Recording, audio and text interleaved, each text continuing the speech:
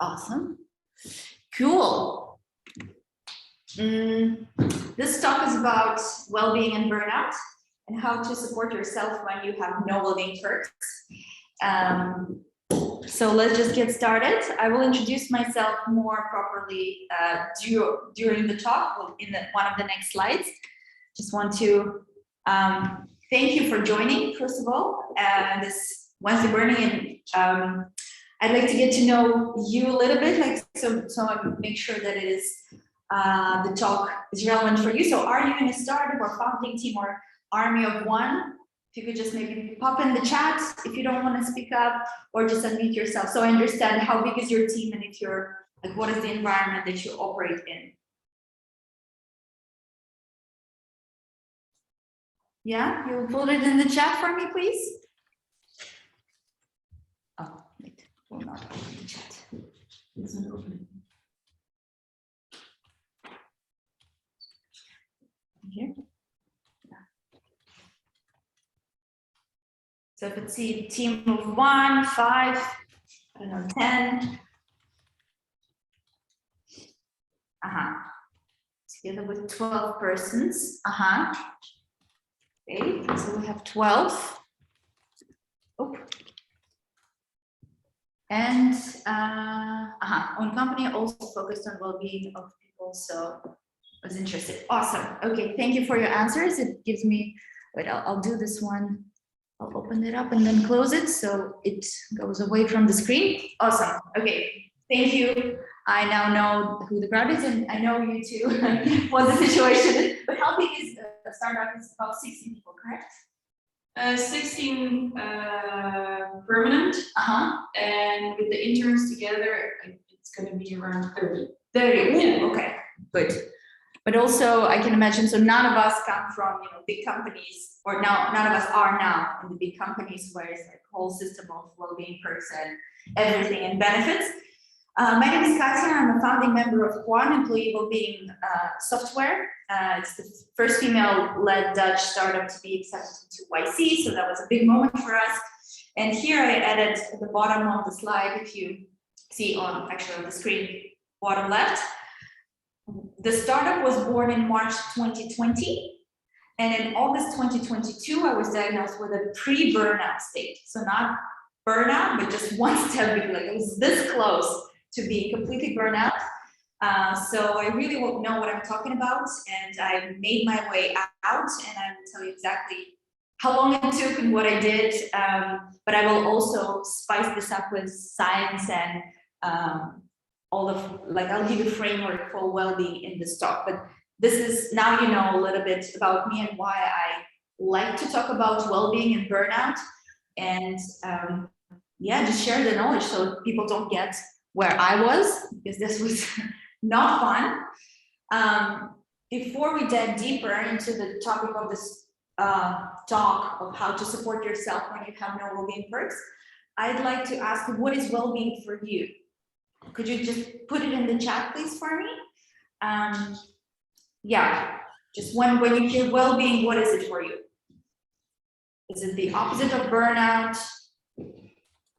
And maybe you can also say, well, what is well-being for you while we get the responses from the chat?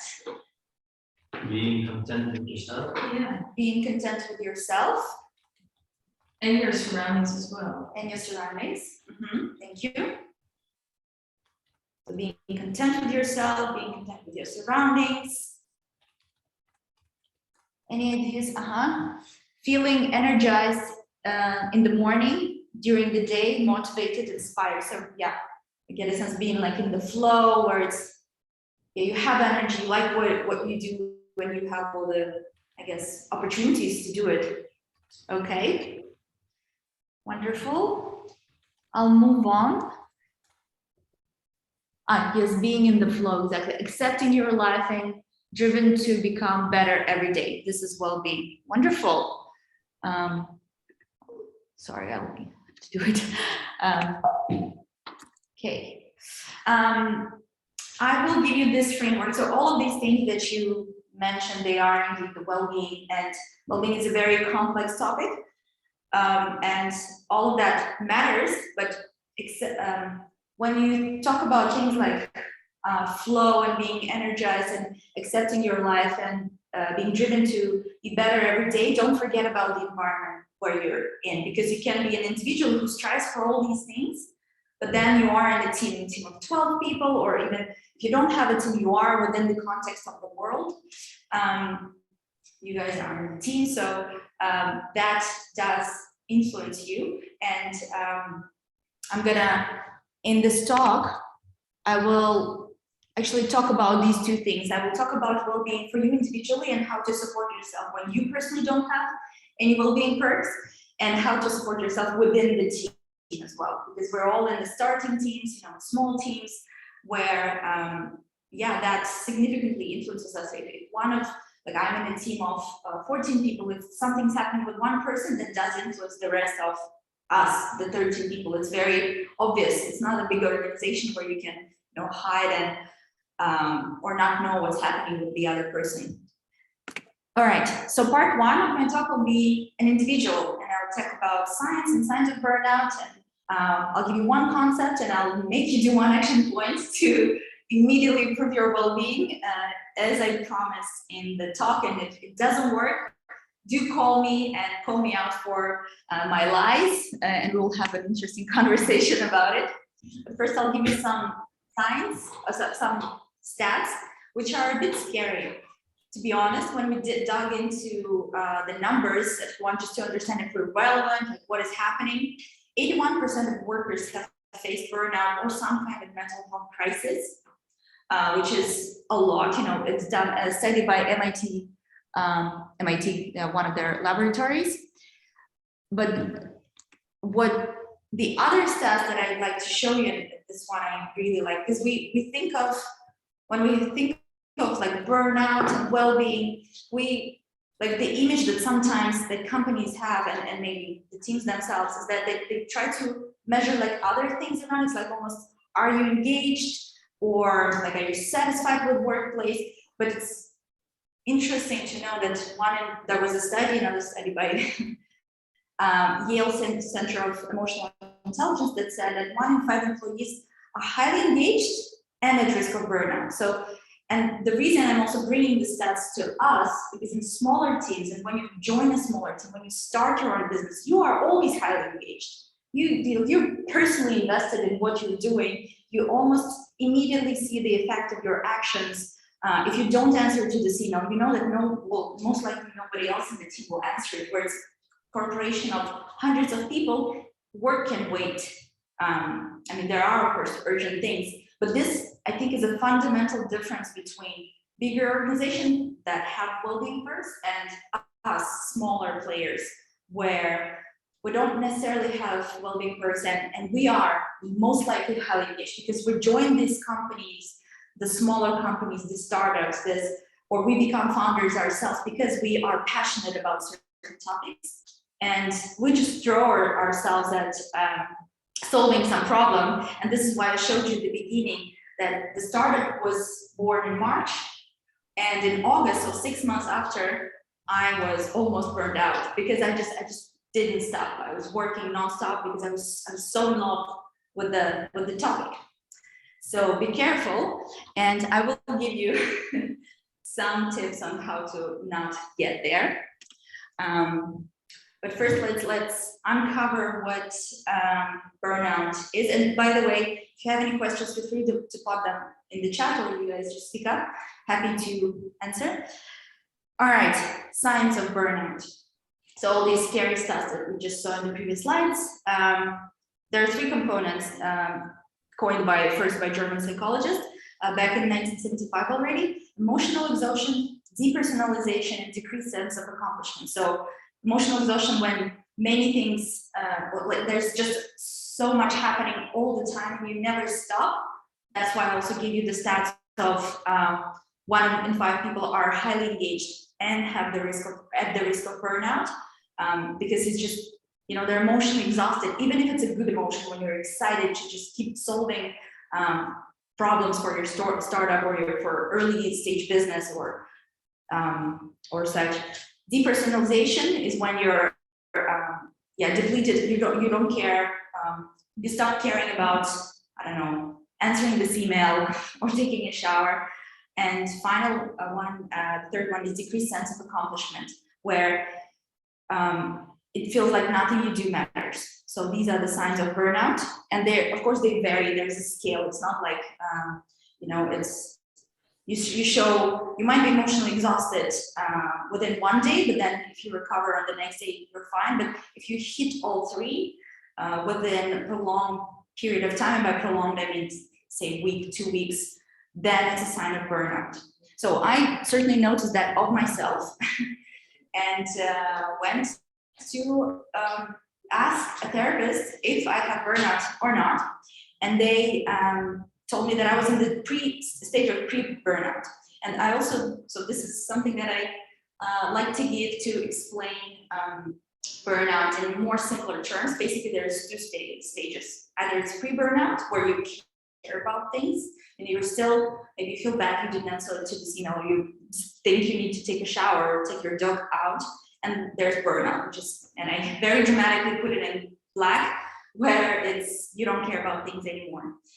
And I was still caring about things, but my nervous system was completely out of balance. And I was showing other signs of burnout as well. But yeah, this is just a simplified version for you. If someone asks you, or if you want to almost diagnose yourself, even if you show the signs of the 3 signs that I gave you in the previous slide, but you still care, it's pre-burnout. And don't get me wrong, it's not like, oh, I don't have a burnout and I can just continue. My way out of pre-burnout to recovered state took 2 years of weekly therapy and a lot of work on my routines within the day, taking care of me to recover properly. But again, I'll give you all the tips at the end, or throughout the talk. But now you know that, yeah, these are the stages that almost you can just check in with yourself. Where am I? Left-hand side or right-hand side, or someone that I know. All right, I'm moving on to one concept that I want to give you, and it's connected to emotional exhaustion. We're going into the tips now already. The fatigue that comes from caring too much for too long. Again, engaged players in early startup teams, founding teams, founders themselves. This is the one that gets us the most. And what it means. So the concept that I'd like to give you is stress curve. So it's not that stress is bad in itself. If you look at this curve, it's on the left, on the vertical axis, you have amount of stimuli, and on the horizontal line, you have time. So if there's not enough stimuli, you're bored. So you get more emails, whatever, talking to people, going places, and you're active, like it gets to the peak. You're excited, like you're in the flow, you do the things that you like, and how it's supposed to work, you're supposed to then relax, it's supposed to go down. However, in the current life, certainly in the past 2 years, in 2020, 2021, 22, we just never stop getting this stimuli. And what happens is the curve of stress curve doesn't go down. It plateaus because we keep checking our phones. There's one more thing to do. And again, I'll bring you to the fact that, yeah, in the early stage startup, founding team, small company, there's always things to do because there's almost never a second person to do your job. Very rarely. When you grow maybe to 50, 100 people, that starts becoming the case where you double the functions, when you have layers of management, but at the beginning you don't. If you don't do it, nobody does it. So you have high level of responsibility and you just never stop. So what you need to do is you need to be intentional about this last part, getting yourself relaxed into the relaxed state of mind. And it's very difficult for us, and I don't think I need to explain why. I'll just take it that you are with me on this one. If not, let me know. Yeah, so from this one theoretical concept, I'll move to one. Yes. Does it, for how long can you be like that active? And yeah, when do you need to start get relaxed? Yes, so good question. So if you didn't hear it, the question was, how long can you stay in this red line, basically? Do I understand that correctly? And then Yeah, or maybe even just in your active. in your active, yes. That is for 1 day. 1 day. Okay. 1 day. So you need to look at it within 1 day. Every day you need to, and you can treat it as 24 hours. Mhm. Yeah. But also you can, like, actually, it's like multiple ways. Certainly within 1 day, but then also I can imagine you might have projects, 2 weeks, that there's this deadline. So you can also still apply this curve there, that you were active, like very active in the middle, where it's like, okay, I organize everything, call these people, make this post, etc. And then you do the event, this is the culmination, and then you need to relax. And then guess what, at work, you forget about it because there's another event you need to prepare for, they're probably run simultaneously. So you can apply it there. You can and apply it from the conceptual perspective that you see now why it is this red line actually, because there are all these waves kind of synchronize, and then it never goes down. There's never a natural moment to calm down, maybe like Christmas where all the business stops for everyone and you can message someone on December 23rd, but no one's gonna answer you here, or when King's Day. Yes. But then you go party with friends or with your family, and then guess what? It's another stimuli. It's not the relaxed state of mind. Yeah. Thank you for this question. All right. So I'll give you this funny concept of a zebra and a lion. Did anyone here heard of the concept called zebra shake before? No. No. Juan, is that a yes or no? Do you mean why the color of the zebras? No, the zebra shake. Okay, no. Okay, cool. I love to be always the person who brings it. Actually, can I do this? No, I cannot even hide it, right? Anyways. No, they didn't see. Okay. The zebra shake is a concept, not a concept, it's a thing that zebra does. So imagine a situation that in the savannah, a lion runs after a zebra, and then if we take the terminology of stress applied to the situation, there's a stressor, a lion, and the stress itself, what zebra is experiencing trying to run away from a lion. So let's imagine that zebra escapes safely, the lion is tired. So in this stressful situation, stressor is gone, the lion is gone. However, the stress itself, the adrenaline that the zebra accumulated in her body stays with her. So what scientists notice is, or naturalists I would say, zebras, after they escape in a couple of moments, immediately after, as soon as they know they're safe, they start, their whole body starts shaking because they're physically, work through the adrenaline that they have collected while still running from a lion. So we don't do it. However, that is perfectly applicable to a human body as well. And our stressors are very different, of course. Here it's visible stressor, like a lion that chases after a zebra, but we have different stressors.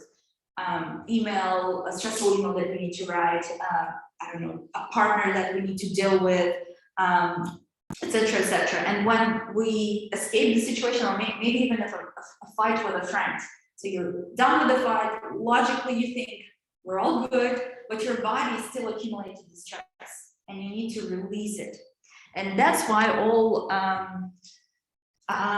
coaches and therapists say exercise is important. Exercise is important for you not because of the muscle buildup, because that is a separate topic, and maybe some of you were engaged in that. You need to eat properly, etc., etc.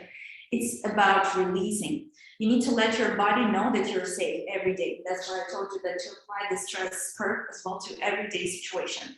At the end, you need to almost congratulate yourself. I'm done with the day. I slaughtered all my lines. I escaped from my lines, and I need to celebrate it. And I need to let my body know physically, because it doesn't work logically. You can just take me on that one word, and there are tons of now research available around it that it doesn't register mentally. You need time to process it, just like a zebra. So how to complete the stress cycle, how to be intentional about this part, the one that I showed you at the beginning. Very simply, 30 minutes of any physical activity at the end of each day. And I know it sounds like a luxury, but I hope by now you understood that it's a necessity. It truly is. And it doesn't mean going on a heavy workout. It's something, it could be a simple walk in a park, but just, and before pre-remote work, we kind of had that. We had this commute from workplace to home, where it was a boundary. You shut the door of your office, and then you go home, and while you go home, you process it that, oh, today was this, and this. Now I'm safe. I physically am in my car, on a train, on my bike, or just walking. I know that I leave the day behind me. Now we also don't have, yes? Does it also work if I'm on a train and I'm on my phone? I'm not on my work phone, but I'm on my phone. Does it work? Good one. No, it doesn't work. I mean, it's like, okay, I will tell you, it's not black and white, right? Maybe work for 15%, because when you physically go on the station, you're probably not on your phone. You probably go on the station, you sit down, then you get your phone. So you get this 5 minutes of recovery, but ideally 30 minutes. And that could be run, jump, dance, if you don't like exercise, you can even just lay down and tense your muscles, like literally just dance it like this, and then relax it at least 10-15 times if you do that, because you're not on your phone, you're really involved with your body.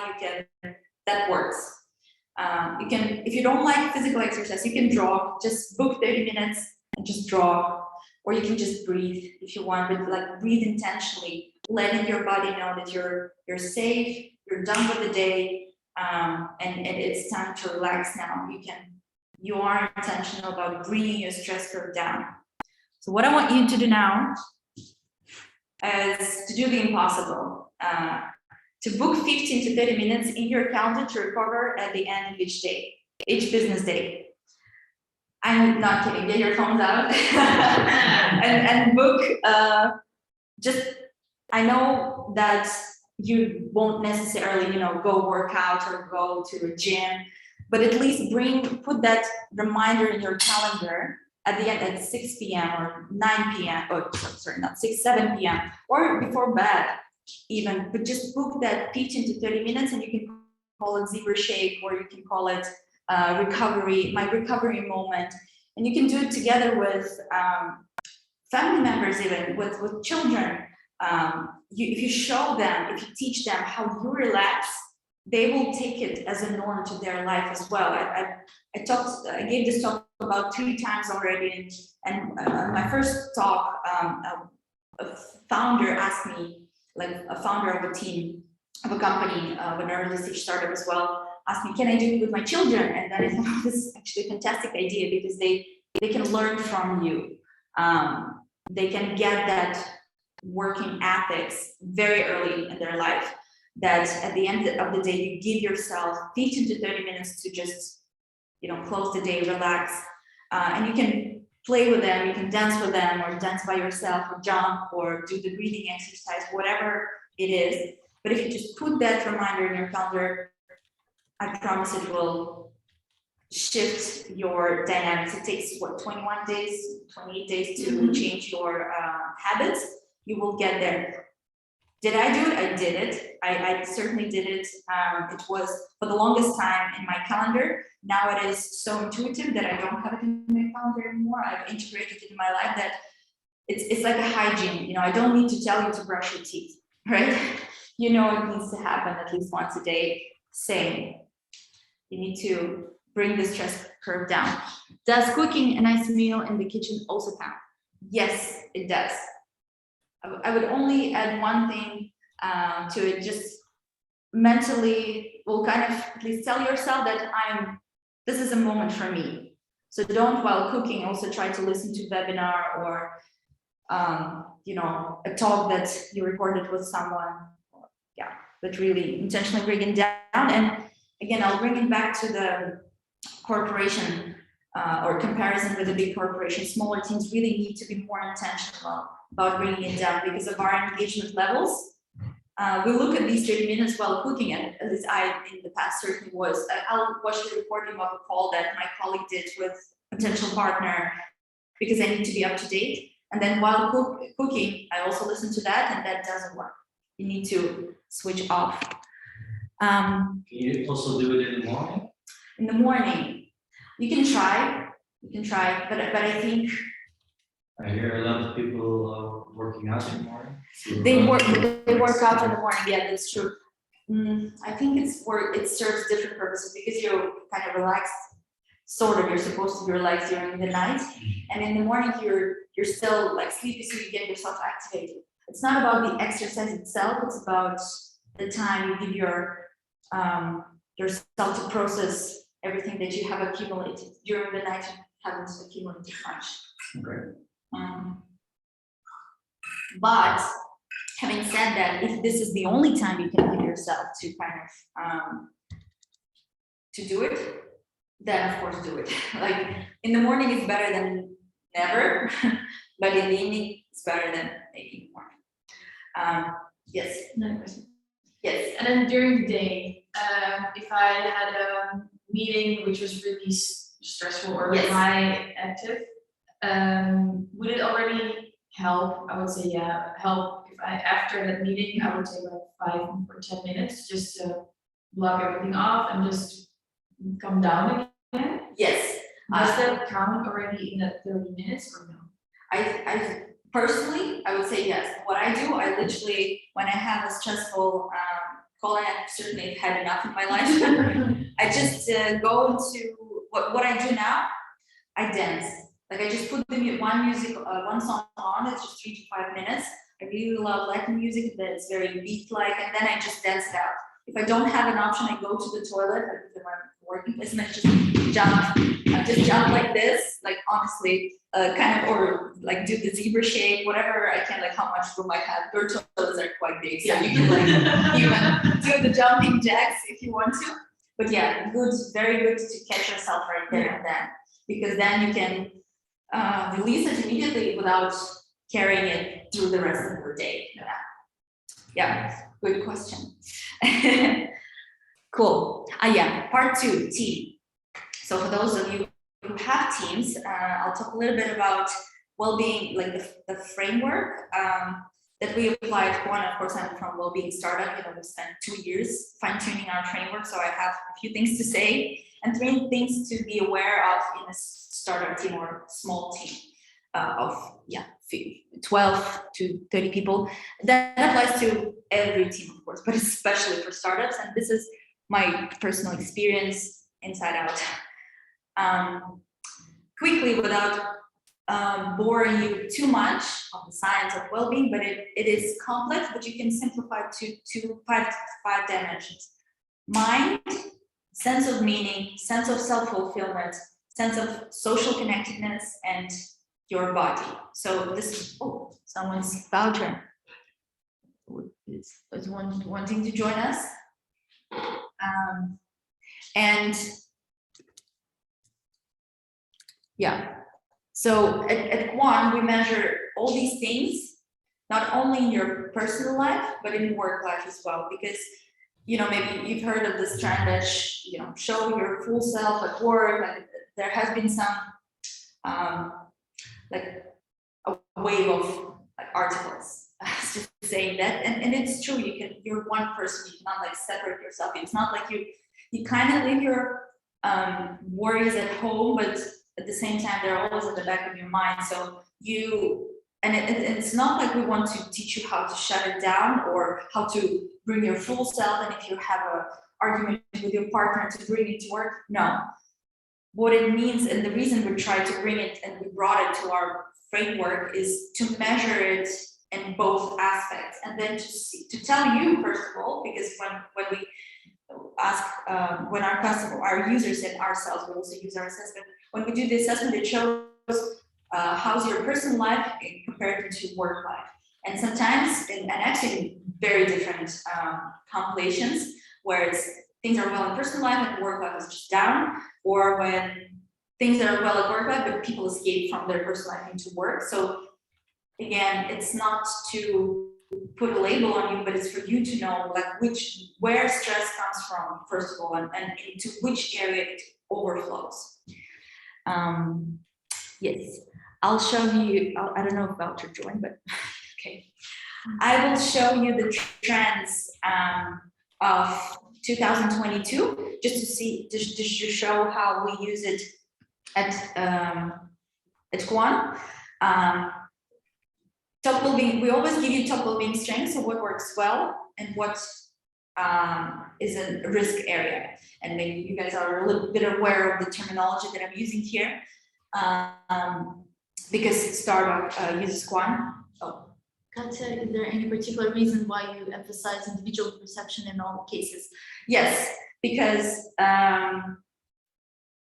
individual, do you mean individual versus the team? Or Yes, in all the, it was a previous slide, sorry. You are a slide further already, but in a previous slide, yes, in all of the 5 is mind, social connectedness, body, etc. There is everywhere an individual perception. So I was just curious, why is there a special reason why you emphasize this individual perception? Thank you for this question. Yes, there is actually a reason, because it's well-being is a very subjective thing. So I'll tell you, let's, for example, the easiest to give an example is about the body, an individual's perception of their physical condition. We have a few questions around the body, and if we ask you, are you satisfied with the amount of exercise you have been getting in past 2 weeks? And people are different. For me, 2 workouts per week is great. And then if I got 2 workouts per week, I say, yes, I'm satisfied with my physical condition, or yeah. And there could be someone who, and it was my colleague during COVID, she used to exercise 5 times per week, like go for a run or go to a gym and do yoga, whatever. And during COVID, because things were closed down and we had lockdowns and everything, she couldn't get her exercise, her 5 workouts per week. She would get only 1 or 2. So same amount as me, but I'm happy. She's feeling that she's missing out. No, but there exactly can be a problem, in that individual perception of people. Exactly. Because, sometimes I am not telling the specifications, but sometimes in all of them, like you mentioned, the environment thinks, oh, you're doing fine. You start in a company, first day at work, at startup. And then the few days go and you think, I should be doing this, you get stressed, sweat, etc. Whereas outside, everybody thinks like, wow, she's doing really well. He's doing really well. So there is already this, the stress factor on your side, whereas it's not necessary to be there. Am I telling something strange?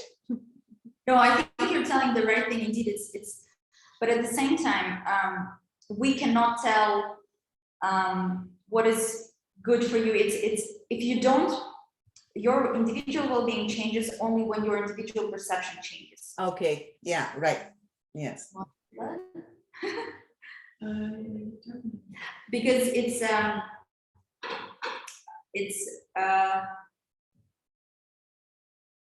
yeah, you can, if let's say, given the situation that you said, that you mentioned, that everybody thinks that you're doing a good job, so your individual perception needs to change, because people can tell you or talk behind, you know, and say, oh, she's doing great. But if the individual herself or himself, if they still think that they're not doing enough, nothing will change. So their individual perception needs to change. Oh, right, I understand it. So there is a communication necessary. Okay. Yes. All right. All right. Cool. Some trends, let me look at the time. Are we good on time? Yes, 15 more minutes. And I do want to leave time for questions. Yes, the top well-being strengths that we saw during 2022 were in social connectedness. And we were surprised by this, because we thought, oh, lockdown and COVID and people forgot how to connect. But turns out, and this is then also bringing back to the individual perspective, individually for people that was fine. They were saying, actually, I get exactly enough, and all the unnecessary social connectedness that left my life, I actually don't need it.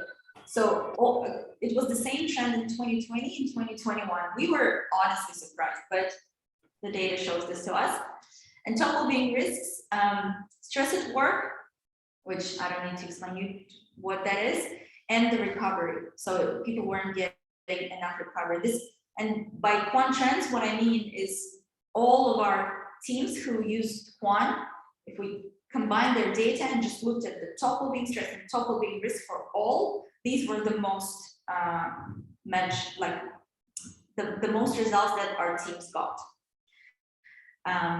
And that brings me to this. Now, this is not the data that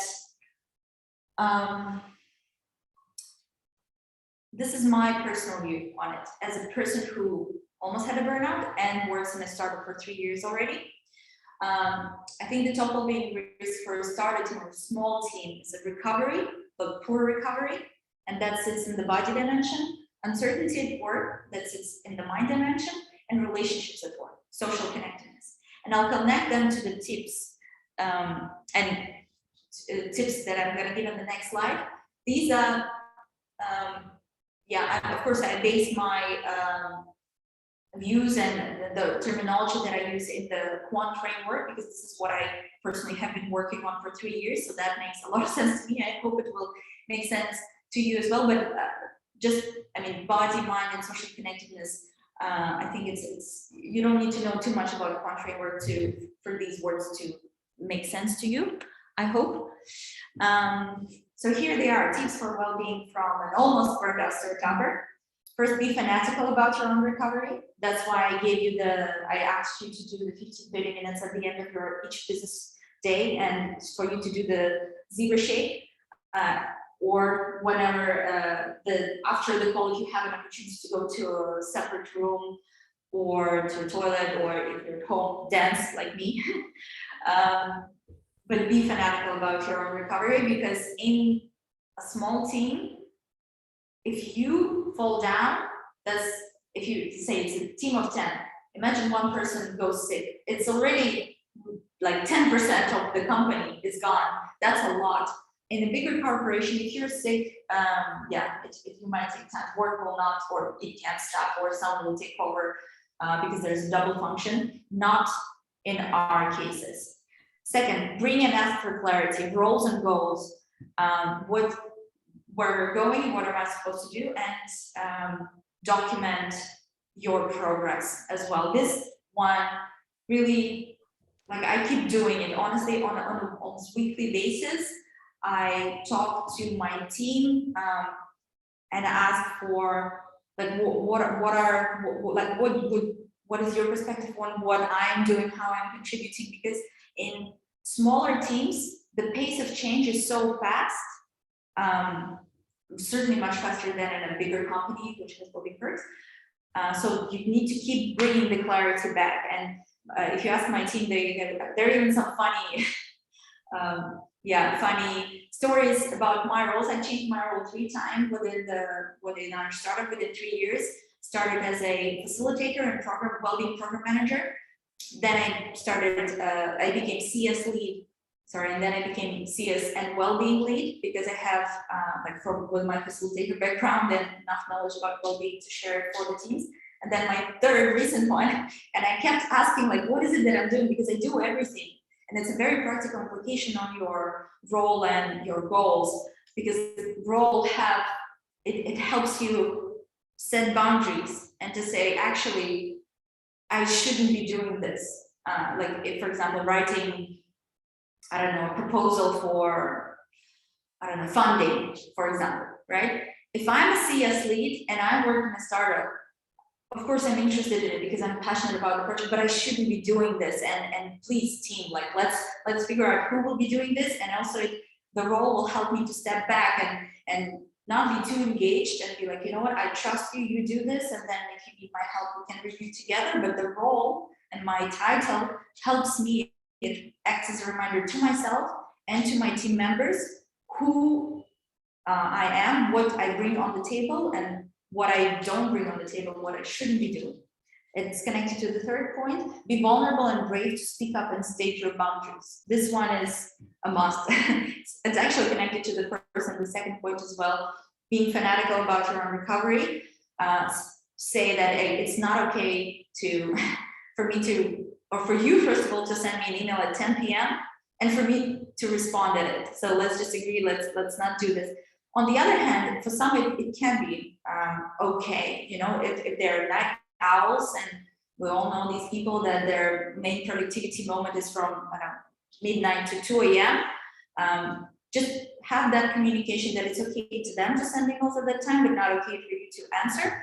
It's not that they expect you, but there's this miscommunication that might happen. So be vulnerable and brave to speak up and state your boundaries. And also regarding your role. So yes, you ask for my help. And yes, we are all here in our small company, our small team, involved with achieving success and bringing success to our company. But it doesn't mean that I should be doing, you know, staying later for a few more hours to do it. And sometimes this talk, you just need to do it for yourself, to be honest. Just look in the mirror and be like, it's okay not to, you know, do it at 11 p.m., but I'll do it in the morning. So yeah, be fanatical about your own recovery, bring clarity and ask for clarity about roles and goals, and be vulnerable and brave to speak up and state your boundaries. That's all that I had for you today. So individual well-being and team well-being, early stage teams and companies. If you don't have well-being perks, you don't know what to do. Lock yourself in the room and just jump. That's all. Happy to take any questions if you have any. And if you want to join the community where we will have more talks like this, like next one will be, for example, about ADHD at work. Yeah, just scan this QR code and you will get an email when it happens. That's all. Thank you. Thank you. Thank you. Any questions, reflections, concerns? You still have a chance to put it in your calendar if you haven't done it. The 15 to 30 minutes at the end of each business day. I will push this for this one every time.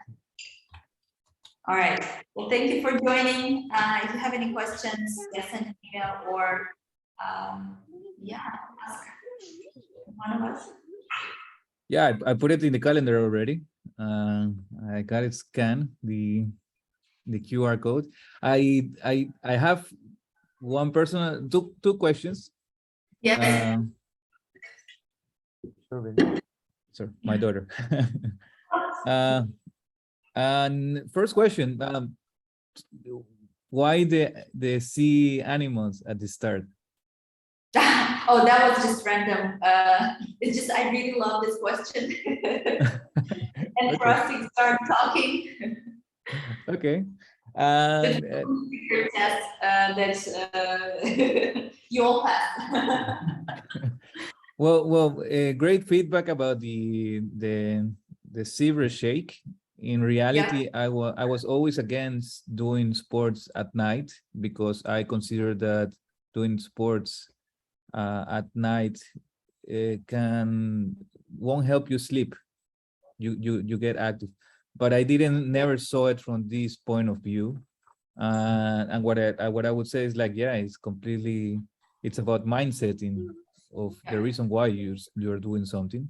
So great idea, great point on that. I'll try to do it right from today on. I do have a question. Indeed, great information. There's a lot of this that we also embody in our team, and we did it by learning as well from our own mistakes and burnouts and the search for being better, for well-being, for health. I do have a question about, and it turns out that we work with other companies, and some of the other people actually tend to like the way we are working. So I did had more than once a question of like, hey, can you talk to our founder?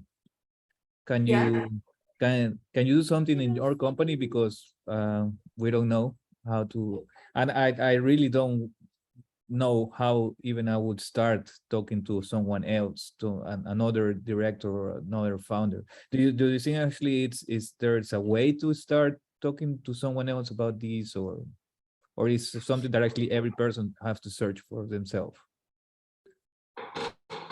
I'm not sure. Could you tell more about the question? To talk more from what perspective? You mean? About searching for well-being, about this kind of like, do you consider? Do you consider, like, in the search, in the middle of the webinar, there was a really strong point that you discussed with Darina about, like, no one change if they don't want to. Yeah. Yeah. But how would you motivate another person, like, if they really don't want to change, or if they really think that the way they are, it's really okay? Do you think actually it's even worth it to try to motivate someone to change?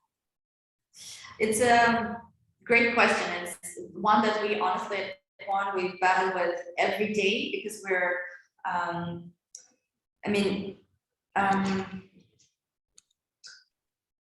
it is about there's a saying, you can lead a horse to water, but you cannot make the horse drink the water, right? So I think it's about that. If I'm being pessimistic, I would agree with you that indeed there's no way a person will change if they don't want to change. There's a fundamental reason why. It's about priorities, right? If they I don't know, if they have nothing to feed their family with, you can not talk about them, not answering it at 10 p.m. the email. There's just not relevant for them at all. At the same time, if I'm being optimistic or realistic, it's still important to talk about, to bring awareness up, and just to show, to help a person make connections between their personal well-being and their how they influence the team. So I heard that you've been asked to talk to the founders.